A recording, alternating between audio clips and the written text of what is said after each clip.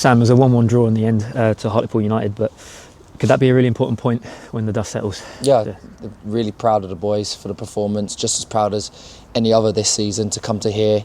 And when we've got knocks in the camp, when we've got a few injuries, few niggles, some suspensions, to come here, play the way we did, but second half especially, when we have got a few players coming off, to show the grit and resolve that we did, to take a point from the game. We're really pleased, really proud, and it's certainly a point gain for me.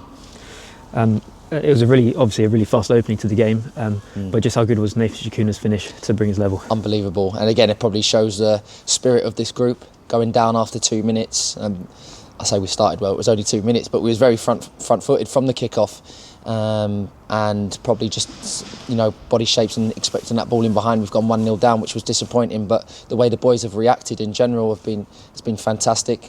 2 minutes later, Nathan Shakuna does some magic down the outside and sticks it in the top bin, and really proud of Nathan on a personal level, because he has been out the team the last couple of games. To come in and show the quality that he did today, and also the stuff out of possession, it was really pleasing. So thoroughly deserved that goal, and really proud. Stephen Turner, he's been substituted roughly 10 minutes into the second half in the last few games. Is that just like a fitness thing? Not so much fitness thing. We always give the boys what we feel the game needs.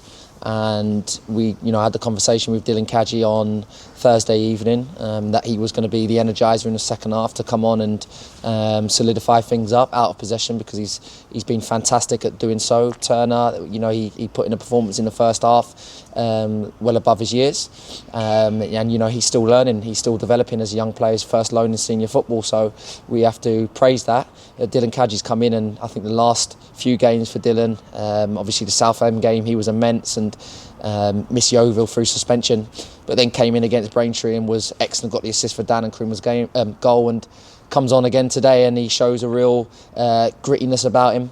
And certainly I think he was a massive plus amongst other substitutes and finishers that came on, like Big Moose, like young Eddie that came on, like Junior Tientz and Dan and Kruma. I thought they all had huge impact, and sometimes to make that amount of changes in a game sometimes can unsettle a side, but certainly they came on and they added to that real resolve and grittiness to get us over the line and take a point from today's game.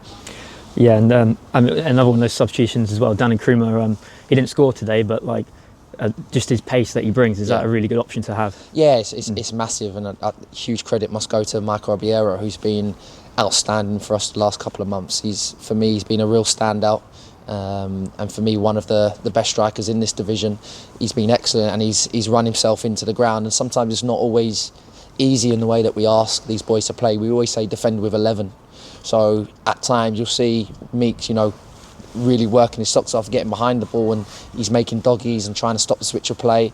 And sometimes in games like today, it can take it out of you. But we are very blessed to have someone like Dan and Kruma back, fit and firing. And I thought he was excellent doing that same job that Meeks was doing. So it's great to have two really good strikers that are willing to work for the team, but also really sharp in front of goal.